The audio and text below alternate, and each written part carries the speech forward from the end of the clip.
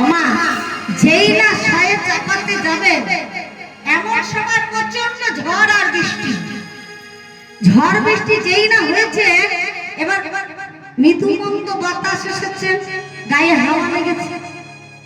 এতদিন ধরে খাওয়া নেই দাওয়া নেই, এবার যখন ফোঁটা ফোঁটা বৃষ্টি পড়েছেন, বৃষ্টির জলটা মুখে পড়েছে।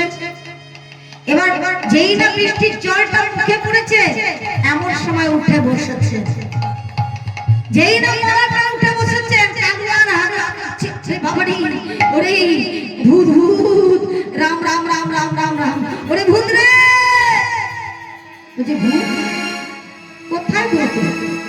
ওরে ও কালুয়া, আমি মরি নাই, আমি মরি নাই, তোরা কি শ্মশানে নিয়ে এসেছিস কেন?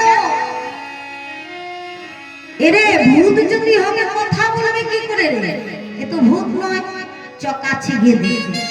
কালুয়া, আরে ও কালিয়া, তোরা আমাকে কেন শ্মশানে নিয়ে এসেছিস বলতো? কে তোর এই অবস্থা করতে বলেছে? আমার বল কেন? মালকিনকে বললো, মালকিন বললো একটা কাজের লোক। কি আমার কাজের লোক বলেছে? আরে কালুয়া, এই আমার দুর্ভাগ্য, সারা জীবন এত কিছু করলাম এই সংসারের জন্য, এত টাকা সব কিছু দিয়েছি, কিছুই পেলাম না, এখন আমি কাজ করি। তোরাই দুষ্কর্ম করতে এসেছিস কেন? বলেন আমাদের বললো।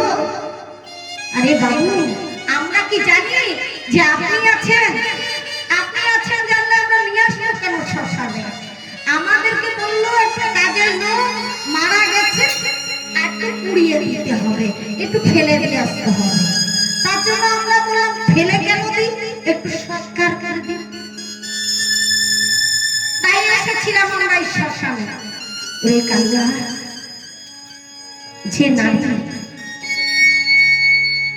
যে নারী আমার এই দশা করেছে, আমি তার মুখ দর্শন করতে চাই না।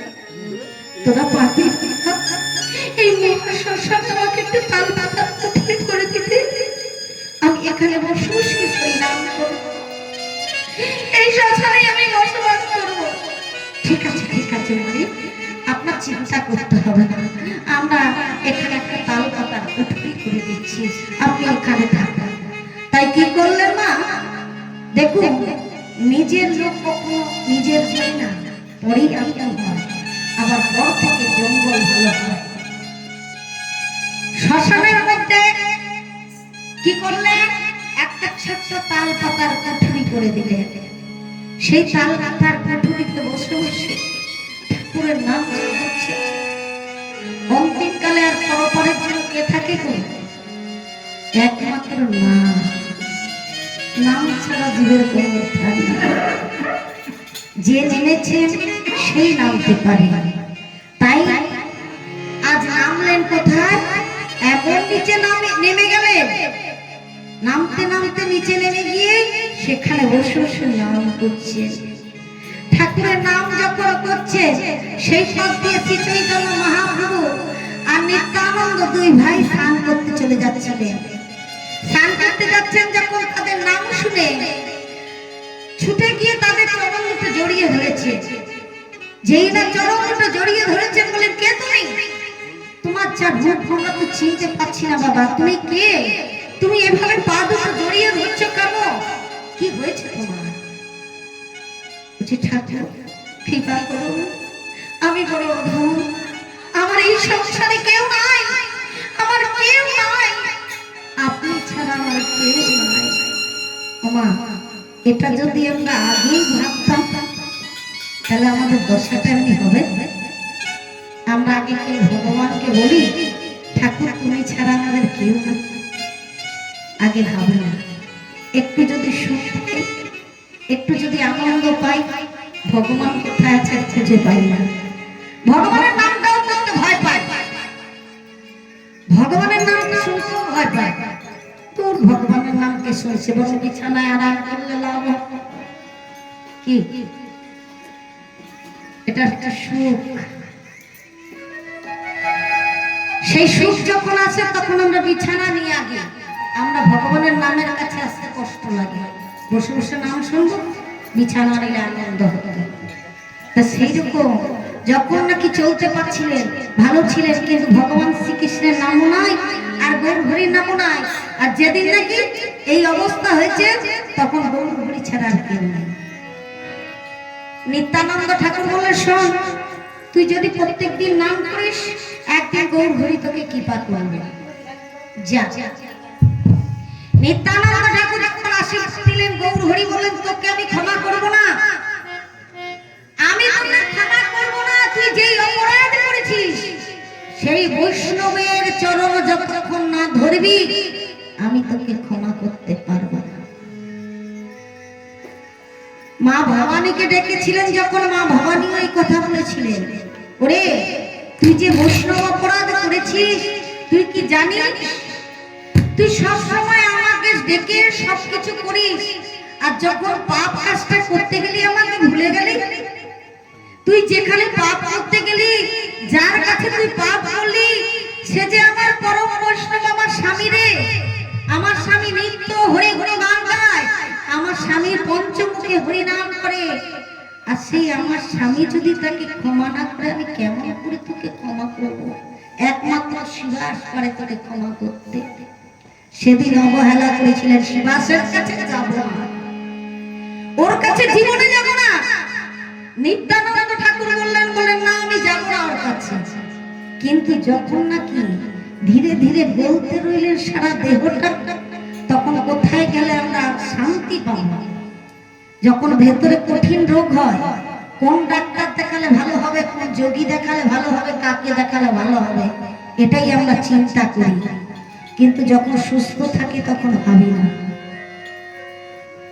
সারাদিন যখন সুস্থ ছিল ভগবানের নাম নাইনি, শুধু ভবানীকে ডেকেছে। ভবানী বলছেন, আমাকে তুই সেদিন জিজ্ঞেস করে গেছিলিস, যখন পাপটা করতে গেলি আমাকে জিজ্ঞেস করেছিলিস, আমাকে না বলে তুই চলে গেছিস পাপ করতে, তোকে তো ভুগতেই হবে।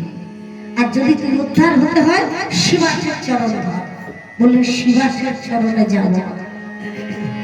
আজ যখন নিত্যানন্দকে ধরেছেন, নিত্যানন্দ বললেন গৌর হরি ছাড়া কেউ উপকার তোকে করতে পারবে না। গৌর হরি ধরলেন, গৌর হরি বললেন, আরে বাবি, তোর মতন নরককে উদ্ধার করবে একমাত্র পরম বৈষ্ণব শিবাস। যা ধরে তুই অনাচার করেছিস, অত্যাচার করেছিস, সে যদি তোকে ক্ষমা না করে তোর কোনো ক্ষমা নাই। তখন বললেন গৌর হরি আমাকে কৃপা করলো না, নিত্যানন্দ আমায় কৃপা করলো না, তাহলে প্রাণ রেখে কাজ কি? তাই কি করলেন মা? ছুটে চলে গেলেন গঙ্গার পাড়ে। গঙ্গার পাড়ে গিয়ে মা গঙ্গাকে বলছেন, মা মাগো, এই যে তোমার দেহ, এই দেহটাকে আমার নেওয়ার মতন কেউ নাই মা, একমাত্র তুই ছাড়া আর কেউ নাই। যেই না গঙ্গা ঝাঁপ দিতে গেলে প্রতিটি পাবনি গঙ্গাও দূরে সরে গেল। কেন সরে গেল মা? তিনিও তো বৈষ্ণব চরণ পাওয়ার জন্য কলিযুগে এসেছেন। তাহলে গঙ্গা মধ্যে আসতে চাইছিলেন না। গঙ্গা ভোলানাথের জটায় যখন ছিলেন, ভগীরথ যখন নিয়ে আসছিলেন, বলেন প্রভু হে নারায়ণ, আমাকে মত্ত ধামে দিও না, কারণ মত্তের মানুষ যত পাপ করবে ধরে কথা মা। দশহরা স্নান করতে যান, জানতো? কে কে জানতো? হাত তুলুন তো। ব্যাস, এই কয়জনই দশহরা স্নান করে, আর কেউ জান না দশহরা স্নান করতে, গঙ্গা স্নান? কে জান না? তা দেখি হাত তুলুন তো, কে কে জান না? ও, উনি যান তাও হাত তুলুন, আর না যান তাও হাত তুলুন। জয় রাধে। ঠিক আছে, যা হোক, দেখুন এই যে গঙ্গা স্নান কিন্তু আমাদের হয়, যে কোনো ছলে বলে দশহরা না করি, কিন্তু ছলে বলে গঙ্গা স্নান হয়। কেন? আমাদের মনের মধ্যে একটা পাপ আছে, কি জানেন? গঙ্গা স্নান করলে পাপই উদ্ধার হয়। তা একবার যদি গঙ্গা স্নান করি পাপ উদ্ধার হয়, তা আমরা কোনোদিন গঙ্গা পৌঁছে গেলে বলি একটু ডুব তো দিই, সব পাপ তা ফলন হয়ে যাবে, তাই না? তাহলে মা গঙ্গা এত ভার নিতে পারে? বলুন, তোমাদের যত পাপের বোঝা টোলা দিলে কত কষ্ট বলুন তো। ও তো একটা নারী জাতি, কি ভাবে মা গঙ্গা বলছেন প্রভু এই যে মত্তের মানুষগুলো দেখছে না, যত পাপ তাপ করছে আমার জলে স্নান করবে আর আমার কাছে সব পাপ দিয়ে দিবে, যত মলমূত্র পরিষ্কার করে সেই আমারই জল। তাহলে এত নোংরা আমি কি করে সহ্য করব? শ্রী চৈতন্য মহাপ্রভু তখন ভগবান বিষ্ণু বললেন তুমি যদি মরতে যাও তুমি উদ্ধার হবে। কি করে উদ্ধার হবে? এই পাপীদের কাছ থেকে আমি উদ্ধার পাবো কি করে? যেদিন শ্রী চৈতন্য মহাপ্রভু বৈষ্ণবগণকে নিয়ে তোমার জলে স্নান করবে, সেদিন চরণ দুটি পেয়ে তুমি মস্তকে নিয়ে সেদিন তুমি উদ্ধার হয়ে যাবে। পতিত পাবনী গঙ্গা সেদিন বৈষ্ণবের চরণ পেয়েছিলেন কখন না? নবদ্বীপে যখন মহাপ্রভু এসেছিলেন বৈষ্ণবদের নিয়ে গঙ্গা স্নান করতে যেতে, সেদিন পতিত পাবনী উদ্ধার হয়েছেন। তাই বলে প্রভু এই মস্তের মানুষ হচ্ছে পাপী, যত পাপ ধোয় আমার জলে। বললেন যত পাপ ধোয়েছ তোমার জল ছাড়া কোনো কর্ম হবে না, এই আশীর্বাদ তোমায় করলাম। হয় না মা? গ্রামে গঞ্জে যদি কোনো পূজা আচারা হয় গঙ্গা জল ছাড়া পূজা হবে? তাহলে গঙ্গা যতই নোংরা হোক কিন্তু গঙ্গা পবিত্র। কিন্তু আমরা নারী জাতিরা কি পবিত্র নয়? নারী জাতিদের দিকে আগে যায় কেন বলুন? কারোর সাথে কথা বললে বলবে পাপ, পাপ করছি আমরা ঘর থেকে বাইরে গেলে বলে পাপ করছি। তাহলে নারী জাতির দিকে আগে নজরটা কেন যায় বলুন তো? তাহলে পাপী কারা? যারা এইগুলো দেখে যে এরা কি কর্ম খারাপ করছে তারা সবচেয়ে পাপী। যারা আঙুলটা তোলে তারা সবচেয়ে পাপী। পাপ যে করে সে পাপী নয়। অনুপ জলোটা একটা গান লিখেছিল, পাপকে ঘৃণা করে পাপীকে নয়, পাপের কর্ম যারা করে তারা পদ্ম ফুলের মতো স্বচ্ছ। পাপকে ঘৃণা করে পাপীকে নয়। যদি কেউ পাপীকে ঘৃণা করে সে তার থেকে খুব পাপী হয়ে যায়।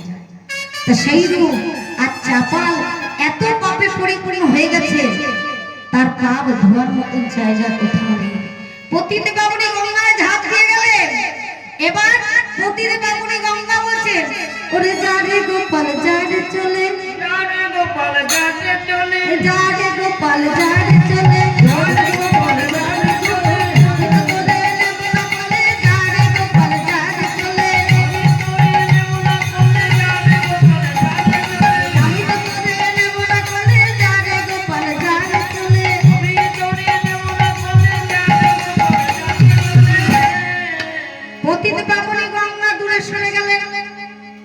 চাপাল মনে মনে চিন্তা করছেন আমি এখন কি করব?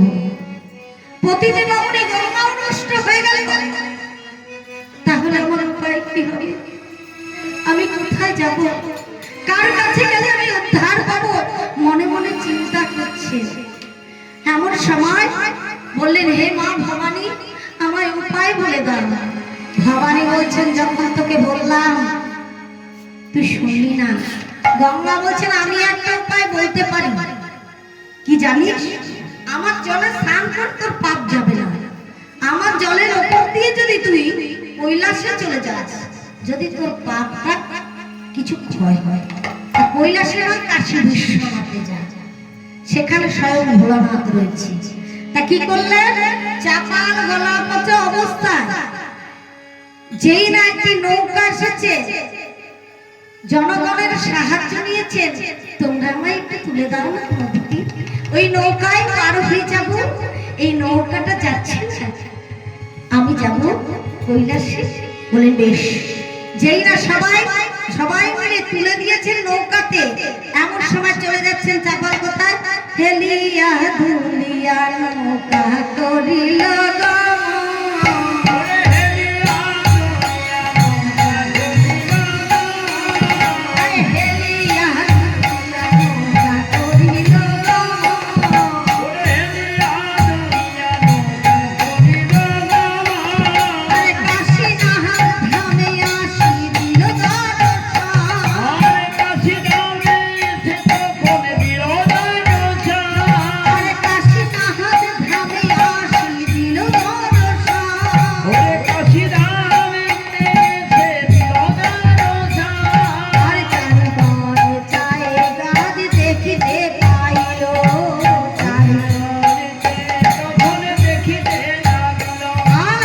জীবনে চেয়ে তখন দেখিতে পাইল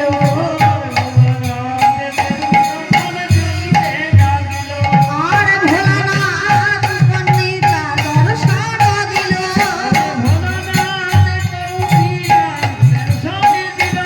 আরে ভোলানাথ পণ্ডিতা দর্শন দিল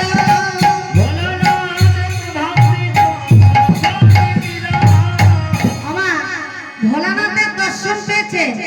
ভোলানাথ বললে চাপা এখানে এসে তোর কোনো কাজ নেই, তুই ফিরে যা।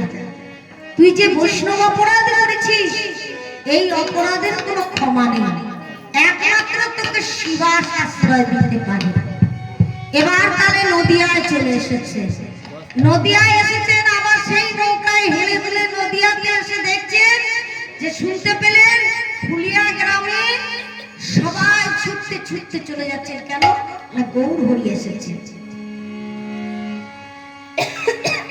গৌর হরি এসেছেন বলে ফুলিয়া গ্রামে চলে যাচ্ছে। সবাই মিলে যাচ্ছে। এমন সময় মনে মনে চিন্তা করছেন এখানে এত কোলাহল কিসের। যেই না এসেছে কিন্তু নবদ্বীপে এসেছেন, এসে দেখছেন কোথাও কিছু শুনতে পাচ্ছেন না, কোনো ভক্তের আগমন নেই, হরিনাম সংকীর্তন নেই। কি হয়েছে নদিয়ায়?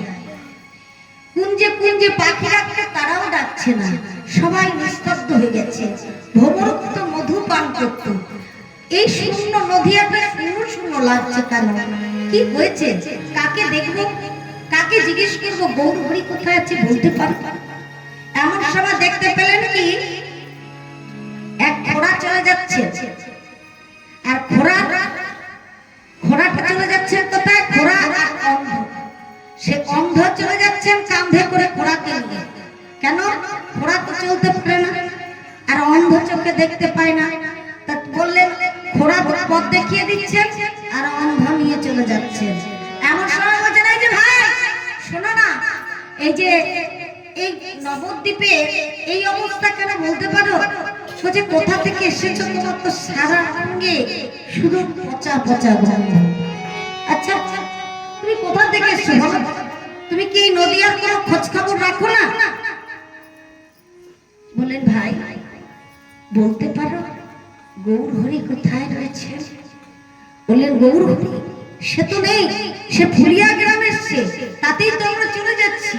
ও তোমরা ফুলিয়া গ্রামে যাচ্ছ, আমার গৌর হরি এসেছে, কিন্তু শিবাস কোথায় আছে? গৌর হরি যখন নদিয়া ছেড়ে চলে গেছে, শিবাস তখন চলে গেছে। তখন থেকে এই নদিয়াতে আর কেউ হরিনাম গায় না। আচ্ছা বলতে পারো তোমরা ওই ফুলিয়া গ্রামটা কোথায় আছে?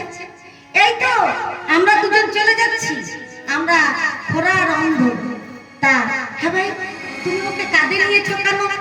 বলছে দেখো ও তো অন্ধ, ও চোখে দেখতে পায় না, ওর পা ভালো আছে, আর আমি খোড়া, আমি চলতে পারি না, তার জন্য আমি ওর কাঁধে চেপেছি পথ দেখিয়ে দেওয়ার জন্য। তা আমরা দুজনে পথ দেখিয়ে চলে যাচ্ছি কোথায় না ফুলিয়া গ্রামে। আচ্ছা ফুলিয়া গ্রামে যাচ্ছ? আচ্ছা সেখানে কি হয়েছে? কে এসেছে জানো? সেখানে কে এসেছে জানো? বলে কে এসেছে? আমার গৌর এলো রে।